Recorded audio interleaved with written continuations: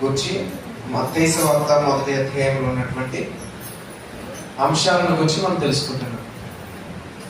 అలాగే పోయిన వారం ఎవరి గురించి తెలుసుకున్నాము? Very good. పోయిన వారం యెహోషాపాతు అనేటువంటి వ్యక్తి గురించి తెలుసుకున్నాం. అతను ఎవరు, ఎలాంటి వాడో తెలుసుకున్నాం.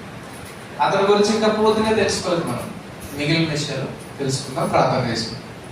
మమ్మలను మిక్కిలిగా ప్రేమించిన మా ప్రియ పరలోకముందున్న మా తండ్రి, మీ ఘనమైన పరిశుద్ధమైన శ్రేష్టమైన నామమునకు వందనములు స్తోత్రములు చెల్లించుకొచ్చినట్లుగా ఈ సమయంలో మీ మాటలు మేము నేర్చుకొని ఉండగా ఆ వాక్య ప్రకారముగా నడుచుకునే ధన్యతను అటు భాగ్యమును దయచేయమని, విన్న వాక్యం మా హృదయంలో భద్రపరుచుకుని ఆ వాక్యానుసారంగా నడుచుకునే ధన్యతను దయచేయమని క్రీస్తు వారి పేరిటి ప్రార్థన వేడుకొచ్చిన మా తండ్రి.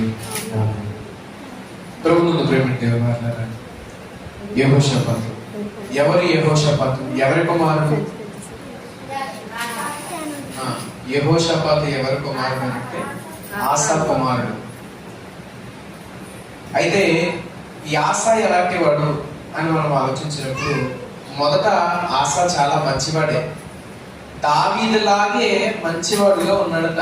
ఆసా అనే వ్యక్తి మంచివాడిగా ఉన్నాడు. 1,00,000 మంది 10 లక్షల మంది యుద్ధానికి వచ్చినప్పుడు ఏం చేశాడు? దేవునికి ప్రార్థన చేశాడు. దేవుడు గొప్ప విజయాన్ని ఇచ్చాడు. అలాంటి ఆశ ఇశ్రాయేలు రాజు తన మీదకి వచ్చినప్పుడు ఏం చేశాడు? ఐగుప్తు రాజు సహాయాన్ని కోరుకున్నాడు.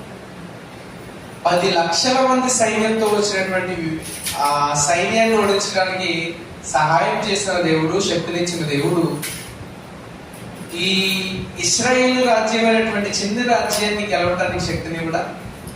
కానీ ఆ విషయంలోనే ఆశ తప్పు చేశాడు. తప్పు చేసి ఐగుప్తు రాజు సహాయాన్ని కోరినప్పుడు దేవుడు కూడా, ఐగుప్తు రాజు ఎంతకాలం ఉంటాడు? నీకు సహాయం చేశాడు కరెక్టే, సహాయం పొందుకున్నావు కరెక్టే, అయితే అతను మనలో వస్తాడు, ఏం చేస్తావు? ప్రశ్నించాడు. ప్రవక్త ద్వారా గద్దించాడు. గద్దించినప్పుడు ఏం జరిగింది? మంచివాడే, చాలా మంచివాడే, కానీ అలా గద్దించినందుకు ఏమైపోయాడు? ఆశ గద్దించినందుకు ప్రవక్తని హింసించాడు, బంధించాడు. అలాగే ప్రజలలో కొంతమందిని కూడా ఆ రోజే బాధ పెట్టాడట. అంటే చాలా మంది దేవుని సన్నిధానంలో ఉన్నప్పుడు కూడా ఎలా ఉంటారంటే మంచి పనులు చేస్తూ ఉంటారు. మందిర పని కావచ్చు, అలాగే పరిచర్య పని కావచ్చు, సువార్త పని కావచ్చు, ఏ పనైనా కావచ్చు, చాలా బాగా చేస్తారు. ఎవరైనా ఏదైనా ఒక్క మాట తిట్టినా, ఏమైనా అన్నా ఇక అక్కడి నుంచి మొత్తానికి మానేస్తారు. ఎందుకు మానేస్తారు? ఆశ లాంటి వ్యక్తిత్వం, మనస్తత్వం ఉంటే మానేస్తారు. దేవుడు ఏమని చెప్పాడు? ఏమయ్యా ఆశ, నేను కదా నీకు హెల్ప్ చేసింది, సహాయం చేసింది, నీకు శక్తినిచ్చింది నేను కదా. ఇశ్రాయేలు రాజు నీకు ఏం చేయగలడు? ఐగుప్తు రాజు ఎలాంటి సహాయం చేశాడు నీకు? కాబట్టి ఆశ ఈ విషయంలో నువ్వు చాలా తెలుగు తక్కువ పని చేశావు అని దేవుడు ప్రవక్త ద్వారా గద్దించాడట. అలాగే సేవకుల ద్వారా దేవుడు గద్దించాడు అనుకోండి. ఈ రోజుల పరిస్థితులు ఎలా ఉంటాయి? సేవకుల ద్వారా దేవుడు గద్దించాడనంటే ఊర్లో ఎన్ని ఉన్నాయి? ఊరికి ఎక్కడైనా, ఎక్కడ చూసినా, ఎలా చూసినా బోర్లను ఉన్నాయి. ఇక్కడ కాకపోతే ఇంకొకటి, ఈ ఊరు కాకపోతే ఇంకో ఊరు, ఆ ఊరు కాదంటే ఎక్కడైనా మందిరాలు కొడుకువా, ఎక్కడికి వెళ్ళినా అదే దేవుడు కదా అనే ఆలోచన ఉంటుంది. కానీ తెలియని విషయం ఏంటంటే ఇక్కడ నిలబడలేని నీవు మరెక్కడో నిలబడతావు అనుకోవటం పొరపాటు. నువ్వు ఎక్కడికి వెళ్ళినా అదే విషయం, అదే పరిస్థితి, దేవుడు అదే చూస్తూ ఉంటాడు. కాబట్టి ఎవరైనా సేవకులు కానీ లేదంటే ఎవరైనా కానీ గద్దించినప్పుడు ఏం చేయాలంటే గద్దింపునకు లోపడాలి. బుద్ధిమంతుడట ఒక్కసారి గద్దిస్తే ఏమవుతాడు? ఒక్కసారి గద్దించిన వెంటనే సరి చేసుకుంటాడట. మూర్ఖుడు గద్దింపులకు లోపడటండి. నన్ను ఎందుకు అనాలి ఈ మాట? నేను ఎంత పని చేస్తున్నాను, నేను చేసిన పనులు కనిపించట్లేదా? ఇలాంటి ఆలోచనలే వస్తాయి. అలాంటి నన్ను పట్టుకొని ఇలా అంటారా అంటే అంటే అనివ్వండి, ఏమవుతుంది? ఎవరు చూస్తున్నారు? ఒకవేళ నువ్వు తప్పే చేస్తే సరి చేసుకో, లేదు తప్పు చేయకుండా అన్నారా, అంత దేవుడు చూస్తున్నాడు కదండి పైనుంచి. ఆయన ఏం చేస్తారు, ఏదో ఒక రోజున ఖచ్చితంగా ఈ విషయాన్ని తెలిసేలాగా చేస్తారు. అప్పుడు అయ్యో అనవసరంగా నేను అన్నానే అని వాళ్ళే బాధపడతారు. అవునా, అంతవరకు వెయిట్ చేయాలి. కొన్ని సందర్భాలు ఇలాగే కదా జరుగుతున్నాయి.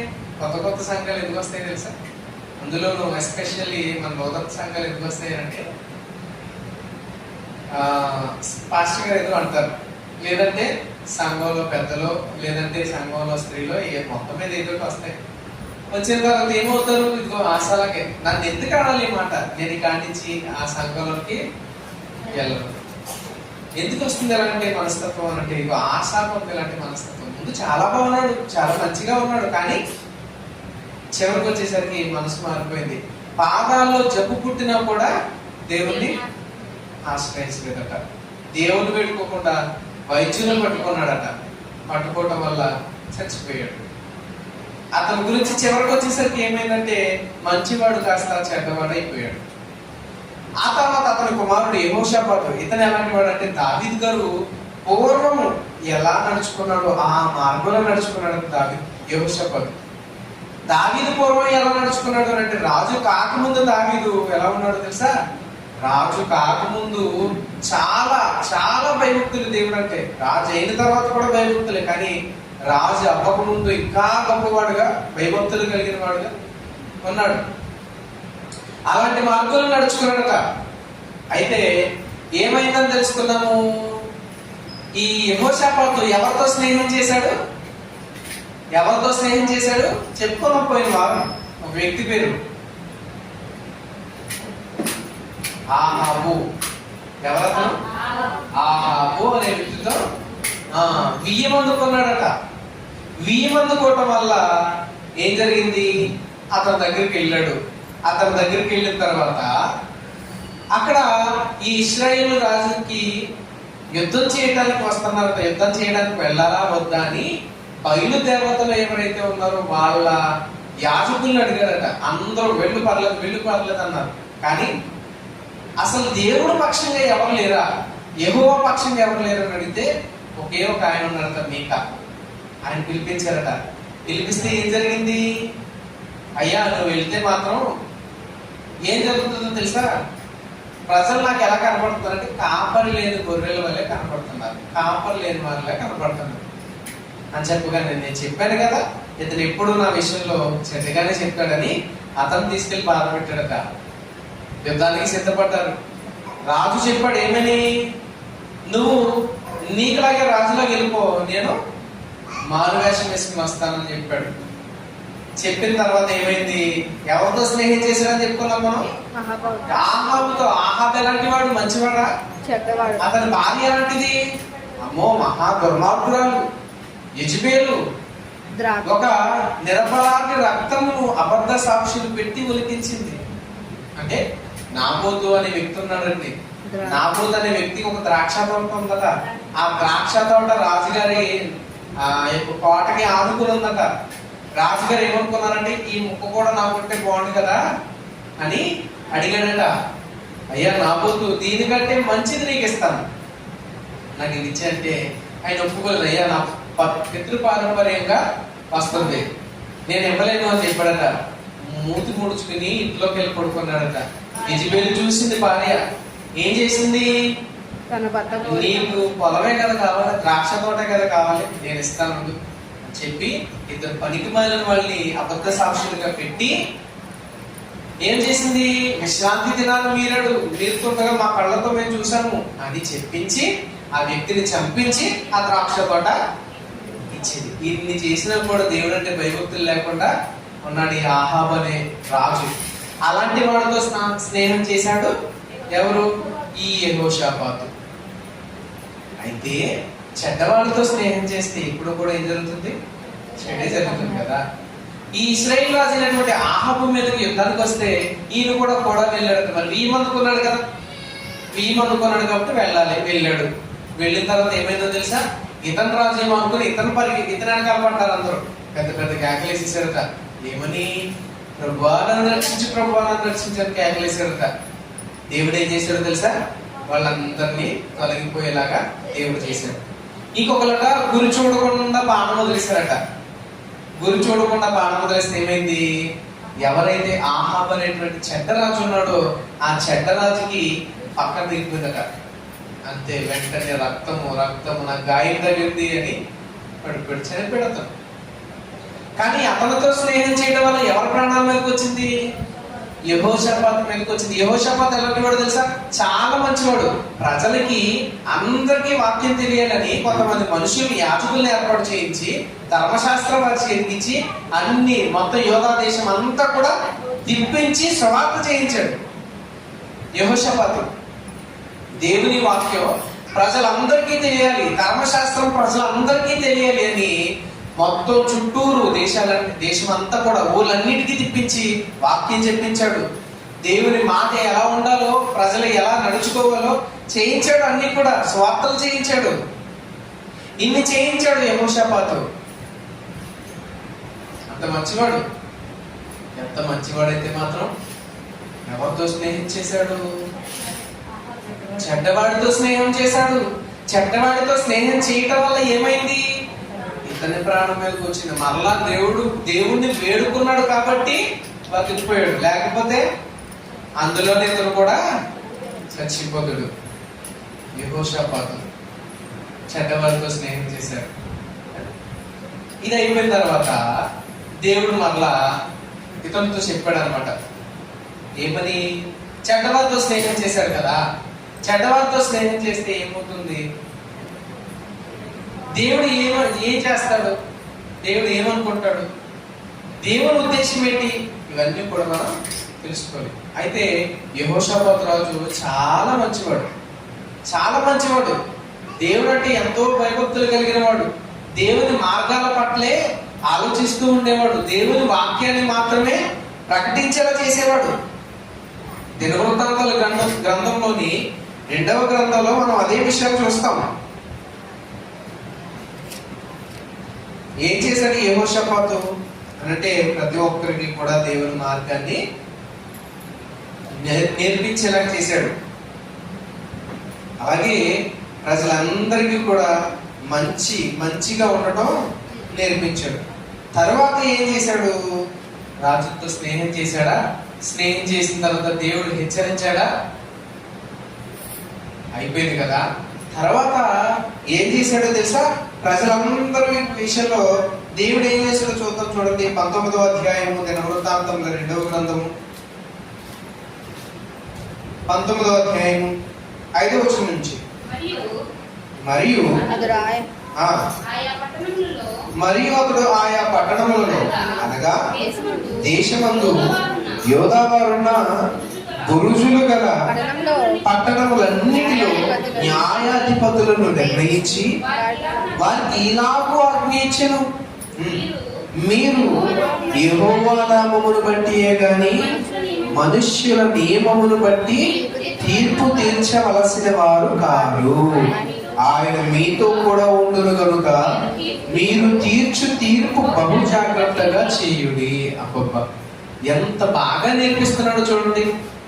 పట్టణంలో న్యాయాధిపతులు నియమించడం. ఏదైనా గొడవ వచ్చిందంటే ఇప్పుడు మనకి పంచాయతీలు ఉంటాయి కదా, పంచాయతీలో తీర్పులు చెప్తారు పెద్దలు.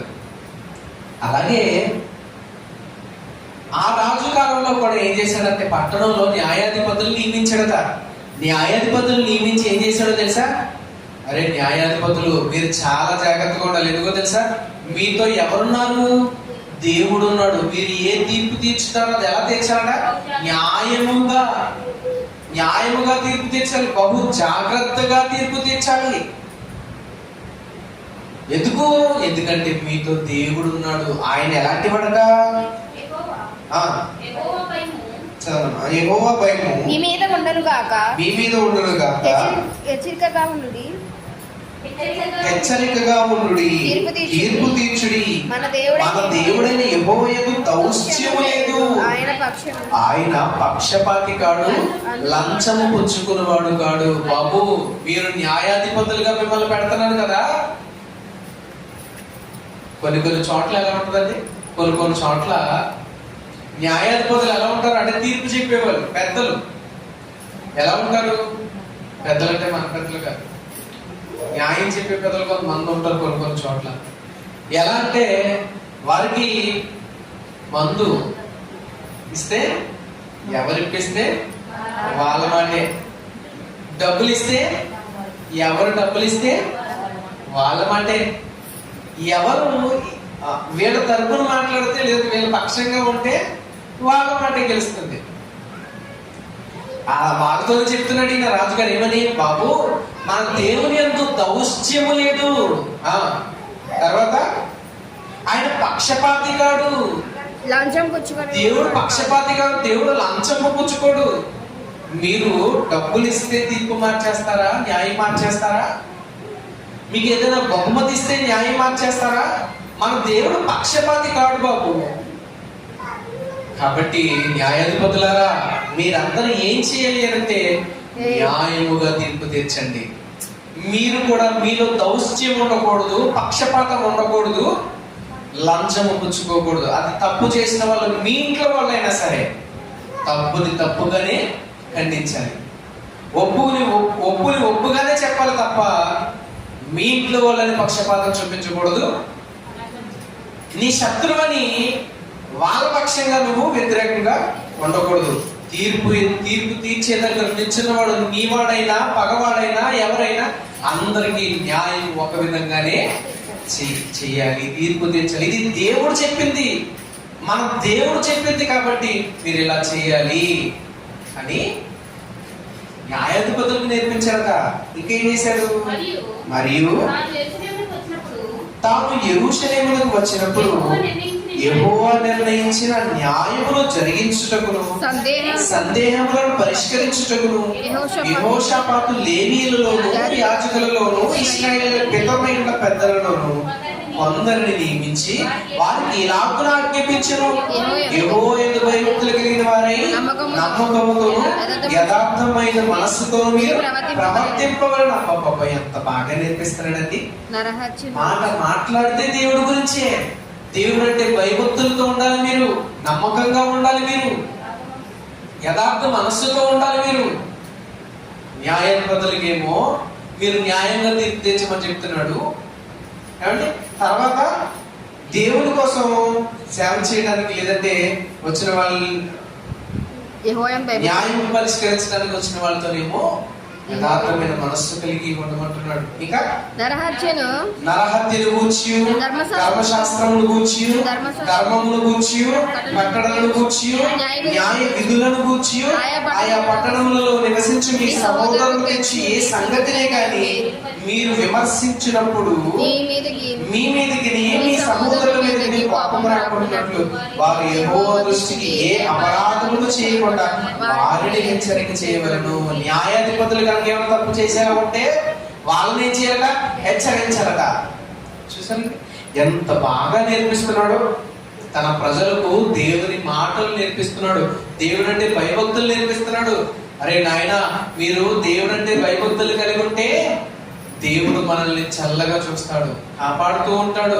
ఒకవేళ మీరు న్యాయము తప్పి ప్రవర్తించారో మన దేవుల్లో దౌష్యం లేదు, పక్షపాతి కాడు అయినా నువ్వు ఎంత మంచివాడు అయినా సరే న్యాయం తప్పించావంటే, న్యాయం కనుక తప్పుకుందంటే దేవుడు అసలు ఏమాత్రం ఊరుకోడు, క్షమించడు, విడిచిపెట్టడు.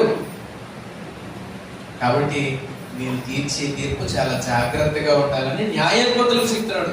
ప్రజలందరికీ ఏమో దేవుని ధర్మశాస్త్రాన్ని నేర్పిస్తున్నాడు. మనుషులందరూ కూడా దేవుని భయభక్తులు కలిగి ఉండేలాగా చూసుకుంటున్నాడు. ఉన్నత స్థలాలు తొలగించేశాడు. దేశంలో ఎంతో మంచి మంచి క్రియలు చేస్తున్నాడు, ఎంతో మంచి పనులు చేస్తున్నాడు. ఇన్ని మంచి పనులు చేశాడు కాబట్టే ఆహాబుతో వీమందుకున్న అతని దగ్గరికి అతనితో పాటు యుద్ధానికి వెళ్ళిన దేవుడు అతన్ని కాపాడాడు. దేవుడు ముందే హెచ్చరించాడు. ఆహాబు దగ్గరికి వెళ్ళాడా, వెళ్ళిన తర్వాత దేవుడు వెంటనే తన తండ్రి దగ్గరికి ఆసాను పంపించినట్టు ఈయన దగ్గరికి కూడా ఒక ప్రవక్తను పంపించాడు దేవుడు. చూడండి 19వ అధ్యాయం మొదటి వచనంలో మొదటి నుంచి, యోధారాజైన యెహోషాపాతు ఏ అపాయమును చెందకుండా యెరూషలేమునందు తన నగరులకు తిరిగి రాగా దీర్ఘదర్శి హనానీ కుమారుడు యెహూ అతన్ని ఎదుర్కొనబోయి రాజు అయిన యెహోషాపాతునకు ఇలాగ ప్రకటన చేసెను, నీవు భక్తిహీనులకు సహాయం చేసి యెహోవా శత్రువులకు స్నేహితుడవైతివి కదా. ఏం చేసిన దీనా? భక్తిహీనులకు సహాయం చేసట యెహోవా శత్రువులకు స్నేహితుడవైతివి కదా. ఇప్పుడు మనకి ఎవరైనా శత్రువులు ఉన్నారనుకోండి, జస్ట్ అనుకోండి, ఉండమని కాదు అర్థం, ఉన్నారనుకోండి, వాళ్ళ స్నేహితులు మనకి ఏమవుతారు? స్నేహితులు, శత్రువులు. ఇప్పుడు మనకి శత్రువులు ఉన్నారు, మన శత్రువులు, వాళ్ళ మిత్రులు మనకి ఏమవుతారు చెప్పండి? మీకు ఇంకా అర్థం కాలేదు కదా. నేను మీకు శత్రువుని అనుకోండి, నేను మీకు శత్రువుని, నా ఫ్రెండ్స్ నాతో పాటు వచ్చి ఉన్నారు, వాళ్ళని మీరు ఎలా భావిస్తారు? శత్రువులుగానే భావిస్తారు. అంతేనా? వీడు కూడా వాడి బ్యాచే, అంతేనా? మన శత్రువు కాబట్టి వీడు వాడి బ్యాచే, వీడు అంతే. మన శత్రువులు కాబట్టి వాళ్ళ మంచి వల్ల చెడ్డ వల్ల అంతా అనవసరం. మన శత్రువు కాబట్టి, మన శత్రువుకి మిత్రులైన వాళ్ళందరూ మనకి శత్రువులే. కాబట్టి ప్రియమైన దేవుని వల్ల ఈ విషయాన్ని మనం ఆలోచన చేస్తే, దేవుడు కూడా అండి, ఇదిగో దేవుడు అంటే ఇష్టపడని వారికి నువ్వు స్నేహితులు అయ్యావు అంటే, ఇప్పుడు నువ్వు దేవునికి ఏమవుతావు? దేవుని శత్రువులకి స్నేహితులు అయ్యేవారంటే దేవునికి ఏమవుతావు? శత్రువు అయిపోతావు. అంటే యెహోషాపాతు ఏమైపోతాడు? దేవునికి శత్రువు అయిపోతాడు. దేవునికి శత్రువులైన వారితో మనం స్నేహం చేస్తే మనం కూడా దేవునికి ఏమైపోతాం? శత్రువులం అయిపోతాము. దేవునికి కనుక మనం శత్రువులం అయిపోయాం అనుకోండి, మనం ఏం చేస్తాం? మన శత్రువుల పట్ల ఎలా ఉంటుంది చెప్పండి? మనకి ఎవరైనా శత్రువులు ఉన్నారనుకోండి, మనం ఏం చేస్తాం? ఇప్పుడు టైం దొరుకుతుందా, ఇప్పుడు ఏం చేద్దామా అని చూస్తాం, అవునా కదా? మరి ఇప్పుడు దేవుడు ఏం చేయాలి? నువ్వు ఎప్పుడు వస్తావరా బయటికి, ఎప్పుడు వస్తావరా, ఎప్పుడు దొరుకుతావు కొడతాను, అంతేనా? మనం అనుకునేది అంతే కదా. దేవుడు కూడా అలాగే చేయాలి కదా. దేవుడి శత్రువులకి స్నేహితుడు అయిపోయాడట. అయిపోతే అప్పుడు దేవుడు అంటున్నాడు, ఏమంటున్నాడు? చదవండి కిందకి, యెహోవా శత్రువులకు స్నేహితుడు అయితివి కదా. అందువలన యెహోవా సన్నిధి నుండి కోపము నీ మీదకి వచ్చును. అయితే దేవుని దగ్గర నుంచి కోపం వచ్చేస్తుంది. అయితే దేశంలో నుండి నీవు దేవతా స్తంభములను తీసివేసి దేవుని యందు విచారణ చేయుటకు నీ మనస్సును నిలుపుకొని ఉన్నావు. నీ యందు మంచి క్రియలు కనబడుచున్నవి. అందుకు బతికిపోయాడండి ఎవరు? యెహోషాపాతు. అందుకు బతికిపోయాడు. క్రియలు బాగున్నాయి కాబట్టి బ్రతికిపోయాడు. అదే మనం అనుకోండి, మనకి ఏం క్రియలు ఉన్నాయి చెప్పండి? దేవుని భయభక్తులు కలిగి ఉంటాం. మనలో ఏం క్రియలు ఉన్నాయి? మనలో క్రియలు లేకపోయి దేవుని శత్రువులతో స్నేహం చేశామనుకోండి, ఏమైపోతాం? క్రియలు కూడా లేవు. దేవుడు టైం చూస్తూ ఉంటాడు. ఆహాబు ఏమైపోయాడు? దేవునికి శత్రువుగా బతికాడు. దేవుడు అంటే భయభక్తులు లేకుండా బతికాడు. ఏమైపోయాడు ఆహాబు? చచ్చిపోయాడు. మన విషయంలో కూడా ఇలాగే జరుగుతుంది. దేవుడు అంటే భయభక్తులు కలిగి నడుచుకోవాలి మనం ఇప్పుడు కూడా. అంతేగాని దేవుడు అంటే భయభక్తులు లేని వారితో, లేదంటే చెడ్డవారితో స్నేహం చేస్తే వారికి అలాగే మనం కూడా ప్రమాదంలో పడిపోతాము. ఎవడో ర్యాష్ గా పడిపోతాడండి. ర్యాష్ కంటే బట్టి ఇలా తిప్పి మొత్తం ఎక్కడెక్కడికో తిప్పాడు, అలా తిప్పాడు, ఇలా తిప్పాడు. అలాంటి బండి ఎక్కామనుకోండి, ఎలా ఉంటుంది చెప్పండి? అలాంటి బండి ఎక్కాము, వాడు ఏం చేస్తాడో ఇప్పటిలాగే తిప్పేద్దాం అనుకుంటాడు. ఈలోపు ఏ లారీ ఎట్ట వస్తుందో, ఏ బస్సు ఎట్ట వస్తుంది, ఏమవుతుంది అంతే. వాడితో పాటు ఎక్కిన పాపానికి వెనకాల కూర్చున్నవాడే నడపలేదు, జస్ట్ కూర్చున్నాడు అంతే, బండి ఎక్కాడు అంతే. ఏమవుతుంది? వాడితో పాటు వీడు కూడా వెళ్ళిపోతారు. కాబట్టి ప్రేమ దేవుని వల్ల మన స్నేహం ఎప్పుడూ కూడా మంచి వారితోనే ఉండాలి, మంచి వారితోనే స్నేహం చేయాలి. చెడ్డవారితో స్నేహం చేస్తే మనం ఎవరికి శత్రువులు అవుతాం తెలుసా? దేవునికి శత్రువులు అయిపోతాం. దేవునికి కనుక శత్రువులు అయ్యామో మనదంతా దేవుని చేతిలో ఉంది, దేవుని చేతిలోనే ఉందండి. ఆయనకి ఎంతసేపు శత్రువు కూడా దేవుని చేతిలోనే ఉన్నాడు. ఆయనకి ఎంతసేపు నలిపేయడానికి? ఒక్క చిన్న దెబ్బ కొట్టాడంటే అంతే, మన జీవితం అయిపోతుంది. కాబట్టి ఎవరితో స్నేహం చేయాలి, ఎలా స్నేహం చేయాలి, ఎలా ఉండాలి జాగ్రత్తగా తెలుసుకోవాలి మనం అన్ని విషయాలు. ఆ తర్వాత ఇతను ఇలా హెచ్చరించాడు కదా, ప్రవక్త ఇలా హెచ్చరించాడు కదండి. హెచ్చరించిన తర్వాత ఏమైంది? ఆశ ఏం చేశాడు అంటే, నన్నే హెచ్చరిస్తావా లేదంటే నాకే చెప్తావా అని బంధించాడు కదా. కానీ యెహోషాపాతు అలా చేయలేదు. తప్పు సరిదిద్దుకున్నాడు. తప్పు సరిదిద్దుకున్న తర్వాత మళ్ళా మనం తెలుసుకున్నాం కదా, దేవుడు ఏం చేస్తాడట? ప్రతి మనిషిని కూడా క్షమిస్తాడు. ప్రతి మనిషి విషయంలో దేవుడు ఏం చేస్తాడు? పరీక్షిస్తాడు, పరిశీలిస్తాడు. అలాగే ఈ రాజు విషయంలో కూడా ఒక యుద్ధం వచ్చిందట. అమ్మోనీయులు వచ్చారట ఈయన మీదకి యుద్ధానికి. అమ్మోనీయులు యుద్ధానికి వచ్చినప్పుడు ఏం జరిగిందో తెలుసా? ఏం జరిగింది అని అంటే, ఈయన ప్రార్థన చేశాడండి. ద్వితీయోపదేశం ఈ దినవృత్తాంతముల గ్రంథము 20వ అధ్యాయం అంతా కూడా మనం చదువుకుంటే ఆయన చేసే ప్రార్థన కనిపిస్తారు. ఉపవాస దినం చాటించాడటండి. వీళ్ళందరూ యుద్ధానికి వచ్చేస్తే ఉపవాస దినం చాటించాడట. చాటించి ప్రజలందరికీ కూడా అందరినీ పిలిపించి ప్రార్థన చేయించాడట. ఈయనే ప్రార్థన చేశాడట. చాలా మంచి ప్రార్థన చేశాడు. చదువుకుంటే మనకు కనిపిస్తుంది. ప్రభువా, అబ్రహాముకి ఇచ్చిన దేశం ఇది, నీవే నీ ప్రజలకి వాగ్దానం చేసి ఇచ్చావు ప్రభువా అని ప్రార్థన చేశాడు. ప్రార్థన చేసి ఏమండి దేవుని వేడుకుంటే దేవుడు కరుణించాడు. కరుణించిన తర్వాత వీళ్ళందరూ యుద్ధం చేశారు. యుద్ధంలో గెలిచారు. దేవుని మీద ఆనుకుని ఉండి, దేవుని ప్రార్థన చేసుకుంటూ ఉండి, దేవుని మీద భయభక్తులు కలిగి ఉన్నాం అనుకోండి, ఏది మన దగ్గరికి రాదు. దేవుడు అంటే భయభక్తులు ఉండాలి ముందు మనకి. యెహోషాపాతు ఎలా ఉన్నాడు చూడండి, ఎలా ఉన్నాడు చూడండి. నాకు దేవుడు తప్ప ఇంకేం వద్దండి, ఇలాగే ఉన్నాడు. మనకి దేవుడి దగ్గర నుంచి సమాధానం రాలేదంటే వెంటనే ఇంకొక మార్గంతో వచ్చేది, వెంటనే వచ్చేది. ఏమండి, దేవుడి దగ్గర జ్వరం తగ్గకపోతే ఇంకొక మార్గం ద్వారా జ్వరం తగ్గాలి. అంటే మన దేవుడు అంత చేతకాని వాడు అంటారా? అంత చేతకాని వాడు దేవుడు. దేవుని నామాన్ని అవమానపరిచేది ఎవరో తెలుసా అండి? మనమే. ఎందుకనంటే నా దేవుడు గొప్పవాడు, నా దేవుడు మంచివాడు, నా దేవుడు చాలా శక్తివంతుడు అని చెప్పుకొని మనమే వెళ్ళి మళ్ళా అన్ని జనుల దగ్గర నిలుస్తూ వాళ్ళ దగ్గరికి వెళ్ళి తెచ్చుకుంటున్నాం కదా, తెచ్చుకొని కట్టుకుంటున్నాం కదా. అంటే దాని ఉద్దేశం ఏంటి? అంతేనండి, అన్ని నమ్మాలి. అంతేనా? అన్ని నమ్మాలండి, ఏది లేదనుకోకూడదు అని చెప్తారు కొంతమంది. మరి ఆ విషయం వాళ్ళకి ఏం అర్థమైందో తెలియదు. కానీ ప్రియులారా, దేవుడు ఎంత గొప్పవాడు, చాలా గొప్పవాడు మన దేవుడు. మనం నమ్ముకున్న దేవుడు చాలా మంచివాడు.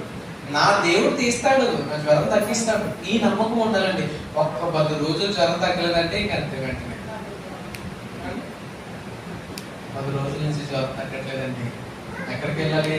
మన దగ్గరలో సూరంపూడి వెళ్ళాలా, లేదంటే ఇంకే ఊరు పూడు అని ఊర్లు ఉన్నాయి.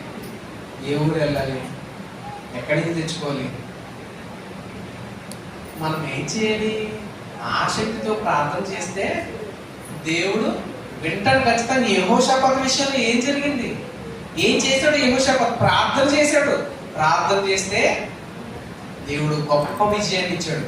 ఆశ ప్రార్థన చేశాడు. 10 లక్షల మంది వచ్చినా కూడా చిత్తుకి తోడించేశాడు. చూసారా? దేవుడు అంత గొప్పవాడు. ఇన్ని జరిగినాయా?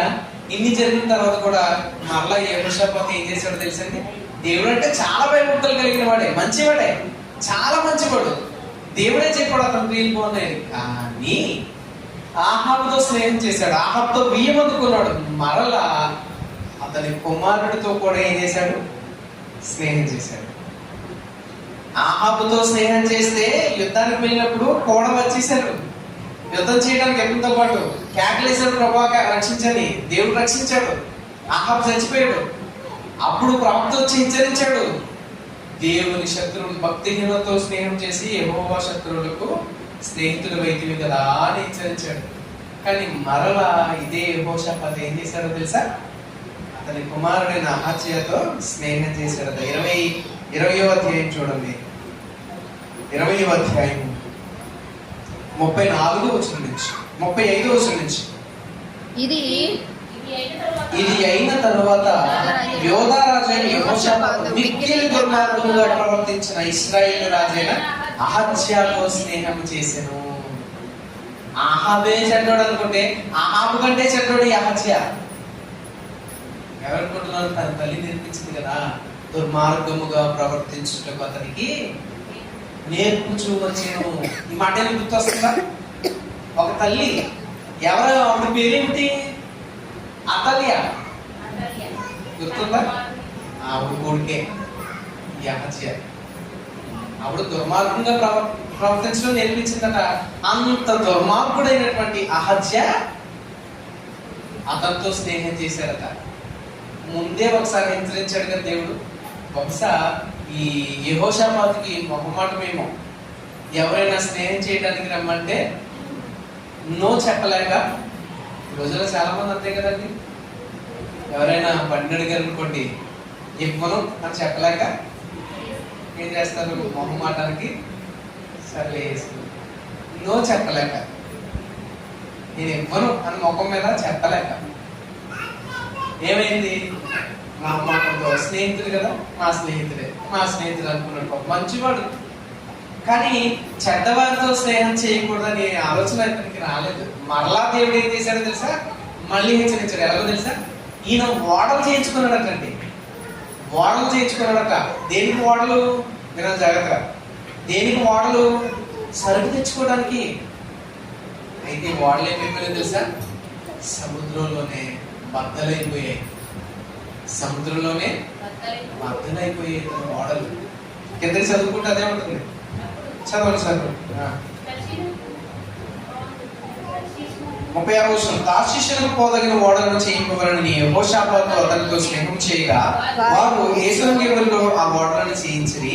అప్పుడు మారేషా వాడును దోదావాహు కుమారుడునకు ఎలీయెజరు, నీవు అహజ్యాతో స్నేహం చేసుకుంటే కనుక యెహోవా నీ పనులను భంగము చేయనను అని యెహోషాపాతు మీద ప్రవచనం ఒకటి చెప్పాను. ఆ ఓడలు ఏమైపోయాట? తార్షీషునకు వెళ్ళజాలకుండా బద్దలైపోయాయి. దేవుని శత్రువులతో కనుక స్నేహం చేస్తే నువ్వు ఏ పని చేయాలనుకున్నా ఆ పనిలో నీకు విజయం ఉండదు.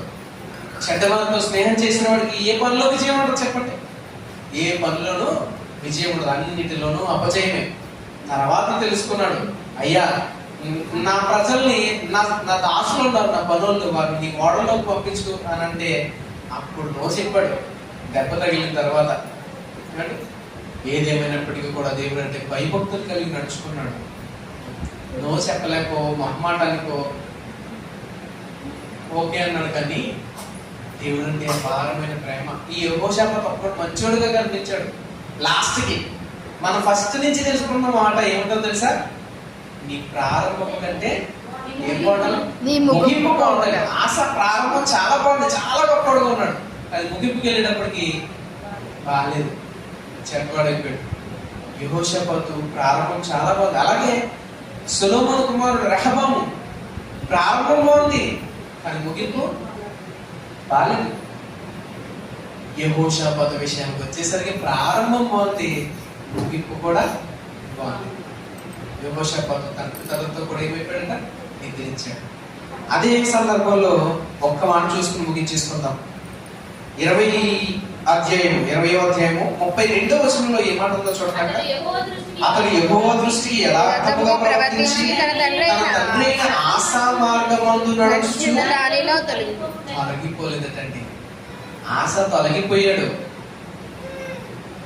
తర్వాత రెహబాము తొలగిపోయాడు. సొలొమోను కూడా బాగాలేదండి, అతని పరిస్థితి కూడా బాగాలేదు. కానీ యెహోషాపాతు తొలగిపోకుండా ఉన్నాడట, స్టాండర్డ్ గా నిలబడ్డాడట. ఈరోజు మన విశ్వాసం కూడా ఎలా ఉండాలో తెలుసా? స్థిరంగా ఉండాలి. స్థిరంగా ఉండాలి. స్థిరంగా ఉండాలంటే నీ ఫౌండేషన్ ఎంత బాగుండాలి? పునాది. ఇంటికి ఆధారం ఏంటి? పునాదులు బాగాలేదనుకోండి ఇల్లు ఏమైపోతుంది? కూలిపోతుంది.